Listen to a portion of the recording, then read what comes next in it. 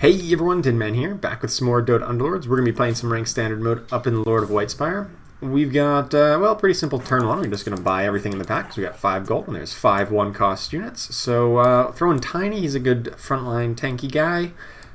Shadow Demon has got a big single target nuke, and kind of torn between Snapfire and Weaver as the next best unit. I think I like Weaver a little bit more just for the... Actually, I think I like Snapfire. Just looking at their health totals, just the raw stats weighing out on the side of Snapfire here for turn one. Taking a look around it here, we see a lot of people going for an open fort type strategy where they're just not playing any units. That is going to give us a free win here and even force a draw because there's 4 people going for it. Now that's a little unusual. You often see like 1, maybe 2 people going for this type of strategy, but seeing 4 is highly unusual. Players go for that type of strategy just to ensure they get the early game rerolls, maybe get a a losing streak gold. It's obviously doesn't have quite the same ceiling as a win streak, and you do lose a little bit of life total for it. But that's what they're opting for here. Not a huge fan of any of these items. They're some of my lower tier items in the tier 1. I'll pick up Talisman Evasion, although Kaya is also a pretty good choice. I just like picking up defensive items in tier 1 just because I like... I don't really like many of the defensive items later on in the game, other than maybe Vanguard. That's just about like the only one that I think is viable outside of the early game, or outside of the tier 1 items for defensive options. So picking up a defensive option wherever you can get it is pretty good in tier 1. Although there's plenty of like damage focused items later on in the game. Probably gonna take a loss here. Opponent's got a 2-star Arc Warden with a Ogre Cap and also a Chaos Knight, so some really big stats on these units. That's probably gonna punch through us and put us on a loss here. Hopefully we can take this. No, we couldn't take this Tiny down in time to save ourselves 1 life total here. Okay, don't really have a great sense of direction at this point. I mean, I've got the Beastmaster who can go into some brawny builds if we really get that together. We do find a pair of Pudges and a Drow Ranger here, so maybe some kind of Heartless focused build might be in the cards here. I think Beast... actually, I kind of think Ogre Magi is a little bit better than the Beastmaster, especially given how these fights are going to go. He's probably going to get his Bloodlust off a couple of times here. We also have the Shadow Demon and the Pudge, so like, yeah, we can go definitely into like a Heartless style build just based on this. Take our free reroll. We see a Wind Ranger and a Bristleback. I need to sell off to grab these though. We do take a big loss there, but no matter. I think I'm actually going to sell off this Ogre Magi to buy the Wind Ranger, and probably these other ones to buy the Bristleback. Ogre Magi is a good unit. He just doesn't really fit in with anything that we're doing here. You know, this kind of like physical damage source. It doesn't really have brutes or anything like that. Bristleback's just a great early game unit right now. Now, normally on this turn, I like to at least get up to 10 gold for interest, but I don't really want to sell off any of my units right now. I've got, pairs of the Wind Ranger and the Beastmaster. I'd like to keep as many of the Heartless as I can because we want to get up to 4 and probably eventually 6 Heartless if we're going to go like a heavier physical damage focus build. And then Beastmaster and Bristleback, they are 2 units whose abilities deal physical damage. They're Wild Axes. You can't tell from the tooltip, but if you check in the rulebook on the units, Beastmaster deals physical damage with his ability, and Bristleback also deals physical damage with his ability. So that definitely gets amplified by the Armor Shred from Heartless. So definitely want to pick those up and try to use them in this style of build. Unfortunately, since we don't have any 2-stars just yet and we haven't leveled up yet, we do not have... we're struggling to win some of these early games, but that's alright. I'm going to pick up Vanguard here, another good defensive option. We're not going to be really lacking for damage output. We're going to be lacking for tankiness in this style of build if we're going to go for so many Heartless. So always good to pick up defensive options when they're available. I don't really see a reason to do anything at this exact moment. I'm sitting at 10 gold, a good point of interest. I don't have a win streak I'm trying to defend, and if I lose again with this build, whatever. I'm not gonna be too beat up about it. I can afford to keep a couple losses going for a few turns here. My opponent's got insects, which normally is really strong. Bristleback is actually one of the best counters in the game to early game insects, just because by time they come in and start nibbling on you, his Quill Spray is almost back off cooldown. So it looks like we're going to be able to take this win just on the back of Bristleback, just clearing out the insects constantly. Actually, are actually going to lose here because the Weaver is refusing to go down because he also has a Vanguard. And while we do get to clear out these insects pretty efficiently, they do eventually get a couple of hits in. Do you want to take this free reroll before we lose it? And let's just buy a little bit of everything here. Do you find the 2-star Drow Ranger? Before I pick that up, though, I want to see what can I sell off. 1, 2, 3, 4. I can't really get up to interest unless I sell off one of my other pairs of units, so that's fair enough. Oops, I'm going to sell that off. I was thinking I wanted to get up to 20 gold for interest this turn, but I don't really want to sell off any of these other Heartless. I do like the idea of 4 or 6 Heartless, and I don't really want to get rid of any just at the moment. Although, maybe Abaddon could have been sold, because I've got other Heartless that can go in and some other units that Abaddon's probably not going to come in anytime soon. So maybe I could have sold that off, but we're a little bit past that point now, so no sense worrying about it.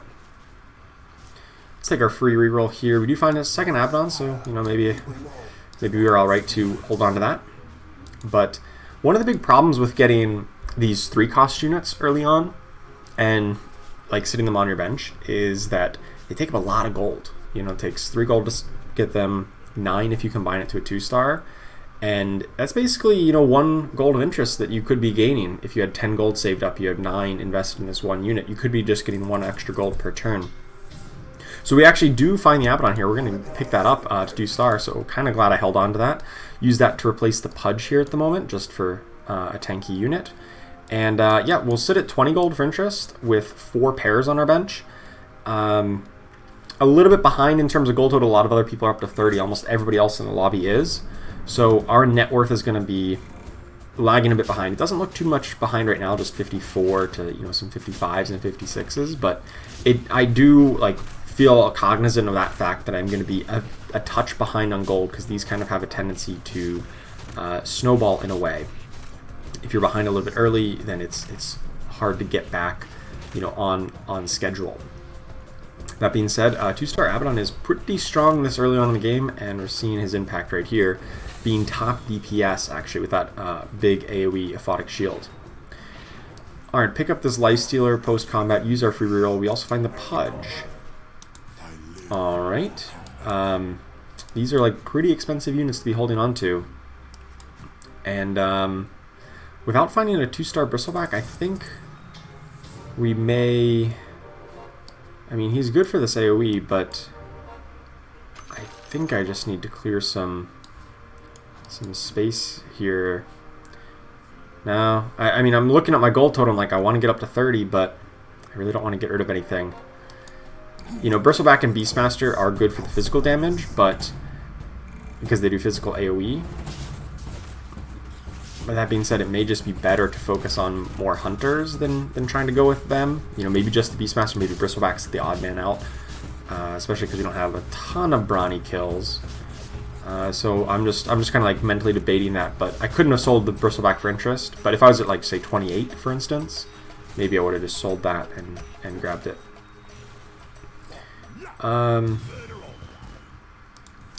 Big up a Pudge. I don't think we're going to go for 3-star on him, though, because he is pretty contested. There's a lot of other people picking him up, so I don't think 3-star is very realistic. I probably want to move the Vanguard over to the Pudge, actually, just to... The damage reduction aspect of it really benefits him a lot more because he has a very high life total. Desolator, hey, I heard you like shredding armor, so let's shred armor even more. The farther negative that the armor goes, the more physical damage they take, so... More armor shred is always good. We do see a Shadow Demon here. We finally get up to 30 gold of interest. It's kind of been a while. But we finally got there. We'll pick up the Shadow Demon. And I think I'm just going to replace that here with the Bristleback. And I know we get 4 Heartless. Big amount of armor shred. All 2 stars. So pretty effective right now. I will mention one quick thing here. I didn't actually do all the math on it, but Abaddon has a little bit less HP than Pudge baseline. Pudge is 3,750. Abaddon is 2,000 something. I forget because it's math with Vanguard, but generally you want the percentage damage reduction. This Talisman of Evasion is a little bit better on higher health targets like Pudge because he has more HP to take advantage of the percentage reduction there. So that's why I swapped those two around, and then the flat amount of health is better on Abaddon, who has higher armor. That being said, it was not enough to overcome this opponent here, who had level to 5, which you often do by this point, but I've been behind on gold, so I've not been really interested in doing it. Since we are going for some Heartless here, I do like Rabid Furball Enno. His all-out attack and the poison itself does physical damage, so that is going to be really good with our Heartless strategy. Alright, nothing much here. Everybody else in the game is level 5. I can't really get there without losing a gold of interest, but I actually can do it if I sell off the Pudge and the Bristleback, which I kind of think we're going to move away from those ones anyway. Just going to put in the Wind Ranger here, get the Vigilant, and then Wind Ranger can benefit from being right next to the Drow Ranger. Vigilant's also really good with Desolator, because as they constantly swap targets, they apply that Desolator debuff to the new target every time, and it kind of persists for a few seconds afterwards. Unfortunately, this Treant Protector is looking real hard to take down. We don't have the Bristleback anymore, so these little insects are just going to make our life hell here with all their constant nibbling. So take another loss. Things are looking a little worse for wear. 3 and 7 is our record. Our net worth is not great. We don't have a streak anymore, but I kind of think, we're not in the worst shape. We've got most of our upgrades. We've got pairs of next units that we want to put in.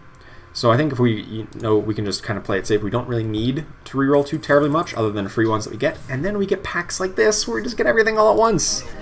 That's pretty insane. Yeah, so let's obviously get this Beastmaster in. I think Lifestealer 2-star is probably better than the Shadow Demon right now. And then I just want to level up as soon as possible to get the 3rd Hunter in. And then, of course, hopefully find a Necrophos to get up to 6 Heartless, which is another big point of power in this build. Alright. Do want to make sure I pick these ones up, use our free reroll. And I don't really think I need the Shadow Demon, to be fair.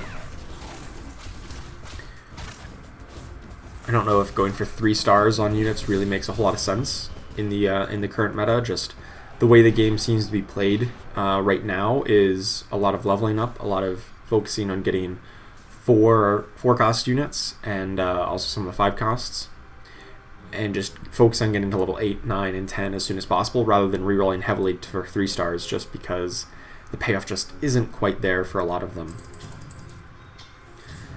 Alright, so next turn I think we're going to level up to 6. It's a little bit behind the pace. Most other people are 6 or even 7 by now. But this is kind of a function of that little bit behind in gold early on. Is we're going to be constantly behind in gold for a while. We see this ripple effect where we're just always a bit behind the level up pace in order to make sure we're maintaining interest. Luckily, our build is very strong at this point. We've got a lot of 2-star units. We've got some good synergies online. So I'm not overly concerned. Even if we do take a loss or two, it's not going to sink us just because we are, we do have a pretty strong build. So any losses is going to be a narrow loss. I think we may even win this with this Aphotic Shield. That's a pretty huge amount of damage output. It's hard to tell because these insects are... Their impact is slow and insidious, but man, my opponent has 4 Eidolons, or 4 Primordials. I mean, I'm going to lose, but I'm not going to take much damage at all, just 2 damage, sure. Those were some big Primordials there with the 4 Primordial Alliance, the 4 Eidolons. Okay, not a huge fan of any of these items. Mango Tree's a little bit better in Summoner builds, and these are better in Caster builds. We can pick up a Legbreaker's Fedora, which, I guess works with our Lifestealer. Hand of Midas is also pretty good, but because I have this Lifestealer and I think I'm going to be playing The brutes, I think I'm okay with that. I'm going to slap that on the Beastmaster.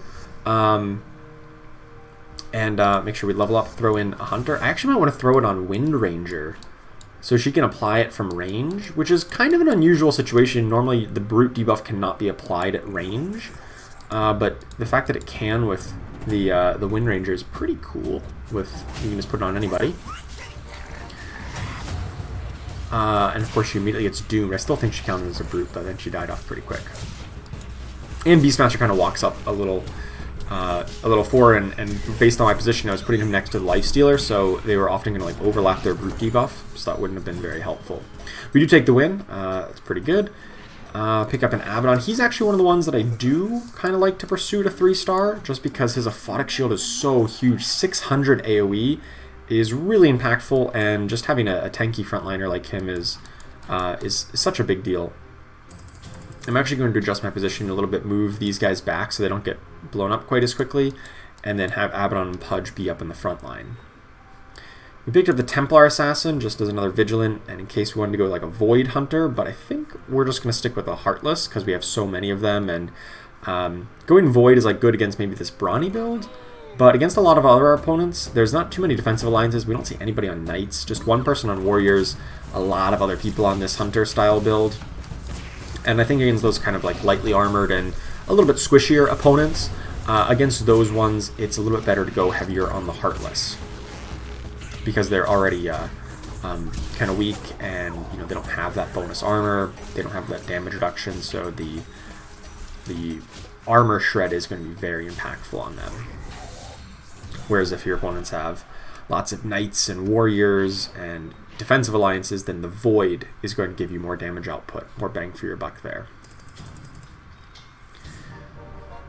Alright, I'm just looking at leveling here. We actually have managed to climb our way into 2nd place. After that disastrous start, we have a 6-8 record, yet other people have been losing so hard, and our build has kind of come together. Like I said, I thought we were, tentatively okay. It's kind of been borne out. There's still one player very much ahead of everyone, but they had a pretty strong start, and they've been on a win streak for a while. This one's not looking too great, though. Their insects and their backline assassins got to our damage dealers before we could punch through the front line, and ooh, insects, man. Maybe I should have kept that bristleback. There's a lot of insects in this game, and they are just not my friends. I only took 1 damage out of all this, though. I managed to kill off everybody that wasn't a summoned unit, so we just took the 1 damage from the round. Unfortunately, it does stop our win streak, but it doesn't really do that much damage, so I'm not overly concerned. A lot of other people are much higher level than us, though. I don't really have an urgency to get up to this next level. I could have forced the level by selling off some stuff, but I don't have a good alliance or synergy to complete right now. I've got 4 Heartless. I could put in a 5th. That doesn't give me any benefit other than an extra unit. I don't have any particularly strong unit. We do find a Mirana, who's probably better at 1-star here than the Wind Ranger. I think I will level up this turn, since it doesn't cost me any interest to do it now, and I guess just throwing the Templar Assassin is probably the best. Is Templar Assassin 1-star or Shadow Demon 2-star a better individual unit? It's kind of close. I could see it either way. But I just opted for the 2-star here. And it also has a good single target kind of disable. So I'm alright with it. I could see it either way. We definitely obviously want the Heartless whenever we get a 6th Heartless, Necrophos or Lich.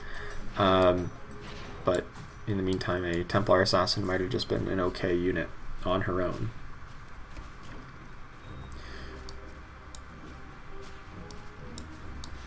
I do think I like the Beastmaster more than I like going up to putting Wind Ranger back in. I really value Beastmaster's AoE physical damage in this style build. He just does so much damage that even if I got a 2-star Wind Ranger, I don't think that's where I'd want to go. I could pick up Crown of Hunters here, Crown of Antlers, to try to go up to 6 Hunters. I think that's overkill. I think I'd rather reroll and see if I can get a better tier 4 item. I did not.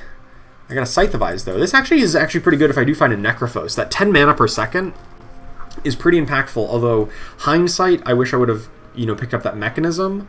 I think that would have been a better item for me, but I was running the risk of maybe finding a Vladimir's Offering or a Moon Shard or some other really good tier 4 item. We found an okay one once we find Necrophos. It's actually quite a good item on Necrophos, but it's probably worse than Mechanism for the team. My opponent's got a 3-star Bristleback. That's why we couldn't find any Bristlebacks earlier, because they were hogging them all. That being said, if we can get, like, Lifestealer is a really hard counter against this build. If he can survive long enough. I don't know if he will. Lifestealer. Steal some life. Nah, it's not going to be enough, but we are going to lose, but just narrowly here, it looks like.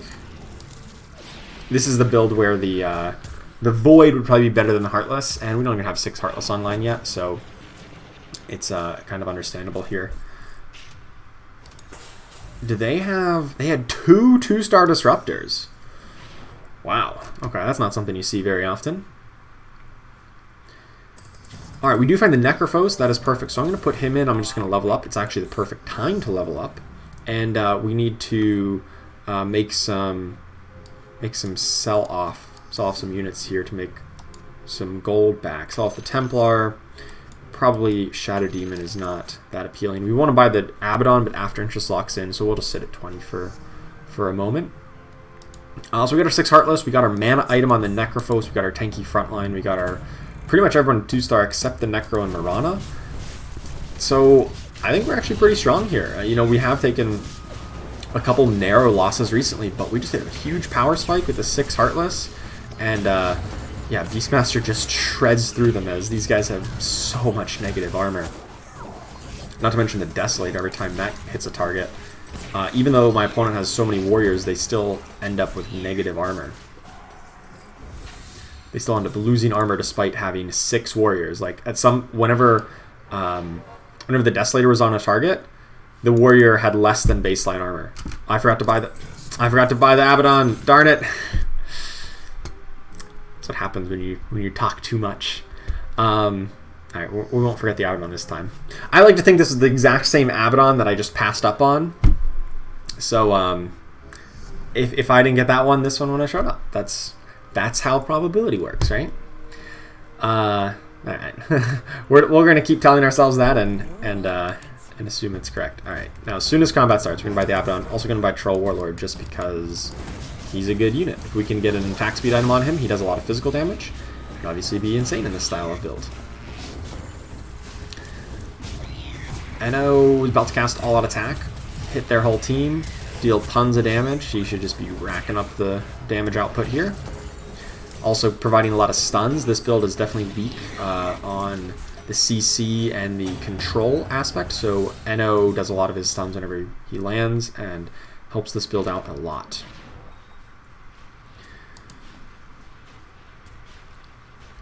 No more Beastmasters that I've been finding. There is, that one Brawny player who's been hogging some of the Beastmasters. I was really hoping to get him close to tier or to 3-star, but the fact that he's not might mean that we want to look to replace him with a Medusa later, who would also have a obviously huge damage output. Or if we just level up, we just throw in a Medusa. That being said, I don't really have any reason to do much different at the moment.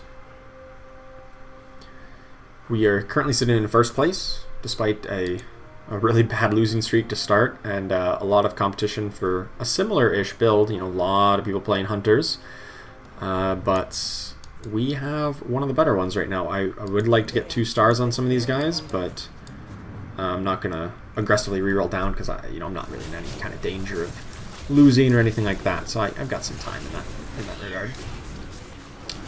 This one could be a little rough though. My front line just got obliterated, and Eno's All Out Attack came out pretty late, so I think we are going to lose this. Hopefully not by too terribly much. Yeah, this is the only other person on a win streak here. They are running, similar-ish build. They've got three Heartless, but they also have some good support around it with some druids, a 2-star lone druid through the Druid Alliance, and they also have a Medusa with an Eye of Scotty, which really just shredded through my front line. Alright, we had that the 4 Primordial player unfortunately did get eliminated. Primordials are pretty good in the early game, but you need to find a way to transition out of them. We will pick up the Vladimir's Offering here. This gives us a ton of tankiness up on the front line. I'm going to put this on Pudge, because hopefully he's going to be the really tanky unit to take advantage of it. We do start finding more Abaddons. Like I said, he is one that I do like to get to 3-star if possible. Kind of okay to get rid of these Wind Rangers at some point. I think I'm just looking to level up to 9 in 2 more rounds. And then we level up to 9, and we can either throw in, another Abaddon just for a bit more tankiness up front, or hopefully a Medusa, just for all the damage output she provides. Big Beastmaster damage. Oh, look at that. Just 4,000 damage with his axes. If we could get a Refresher Orb on that Beastmaster, oh, that would be a thing of beauty. You get a second set of axes off and has, almost 10k damage in that fight. Good stuff. The nice part about having nobody on Knights is that Abaddons are relatively accessible, and the fact that the only other person playing Beastmaster is almost eliminated means hopefully that some of them will come back into the pool once they get eliminated, and we can reroll a lot for them. Still no Necrophos or Marana to be found. Hopefully we can get some of those soon. And if I do find an attack speed item in the next couple rounds, I want to maybe throw in the Troll Warlord if I find like a Moon Shard or something. Nothing here, so let's just focus on leveling. And yeah, not too much else to think about here. I think my positioning is fine. We got our tanky units up front. We got our kind of damage dealers off to the side. We've got our Marana back in the corner, so that if anybody gets Pudge hooked, it's either the Marana or the Shadow Demon, more than likely. It won't be the Drow Ranger or like Necrophos or somebody. Well, now it might, because she got displaced. Thankfully she leaped away.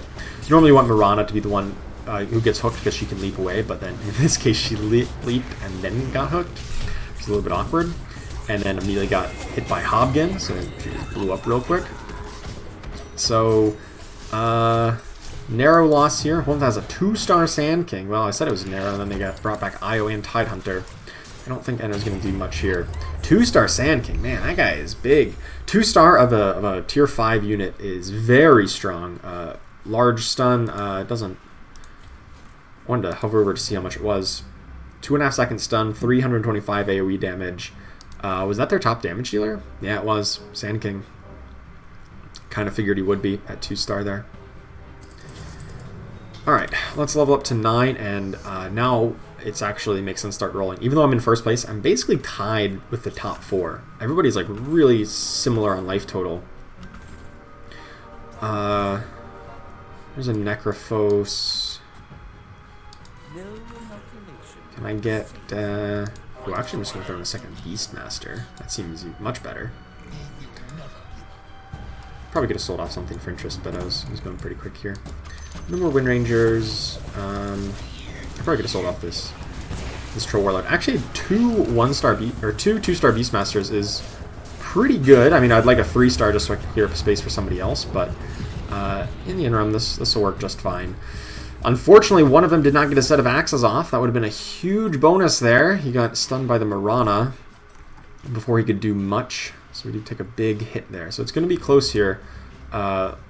Like I said, even though we were technically in first place, we are basically tied on life total with so many people so close at the top. I think I'd like to throw this Beastmaster like up here, kind of in the middle. You normally don't like him in the middle of the board because he does his ability where he targets a random opponent and throws his axes towards him. So you kind of want him on the edge so that more likely than not he's going to target somebody and throw his axes through everybody.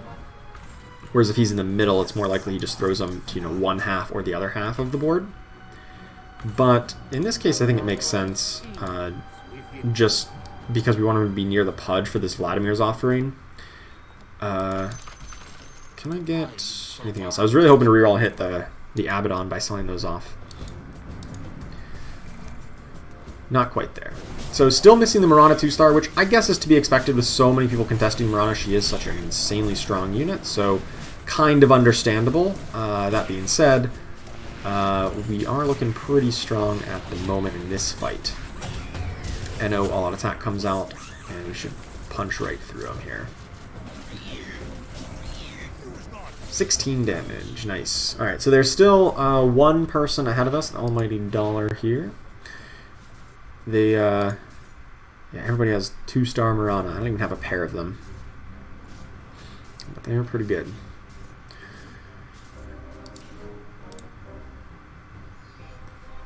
Alright. Hopefully we can get this Abaddon. If we do find Beastmaster 3-star, then I'm not sure what I'm supposed to do then.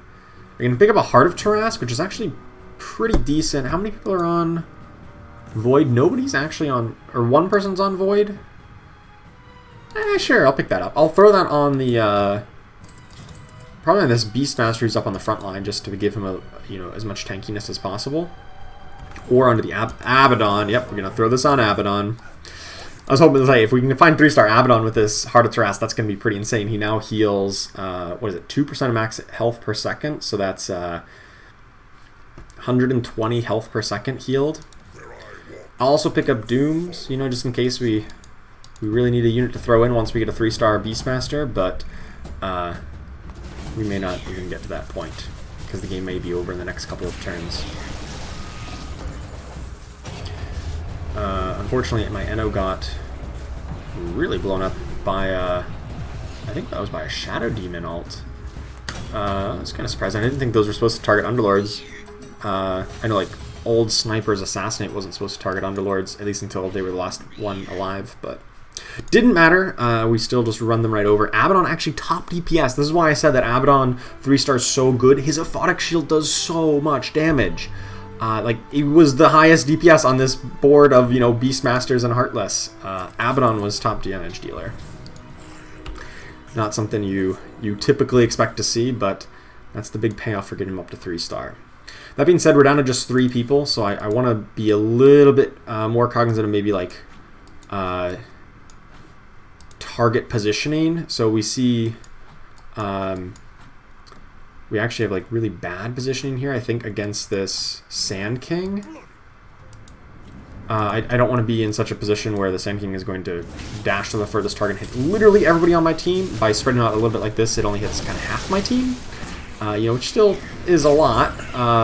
Sand King still does a whole lot of work there, but didn't hit everybody. And still let the Beastmaster and Lifestealer on the right-hand side go to work, and that actually turns out to be the difference. Those two are the ones who are still, like, basically at full health, still alive, and managed to take down our opponent here and actually eliminate them here for 13 damage. So now we're down to just a 1v1, and things looking pretty good. I don't know exactly how we line up against this opponent. To be honest, a lot of opponents have been running fairly similar builds, so it's kind of all blurred together in my mind of who was who. We do find a Medusa. That being said, I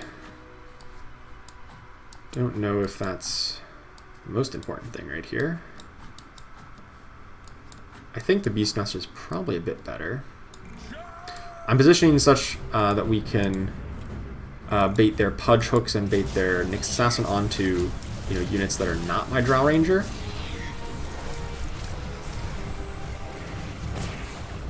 That was the main thing I was looking for when I was looking at positioning. Abaddon's still at basically full health. He's going to cast his Aphotic Shield again. Hopefully he doesn't die to these constant entangles here. Looks like we got him. We didn't eliminate them just yet, just 16. They have a good health total lead, so we got to repeat that a couple more times. I kind of think a Medusa would be better here than maybe the Beastmaster. I was really hoping to get a I was about to say a 3-star Beastmaster. Okay, so this is what we're gonna do. We're gonna give her the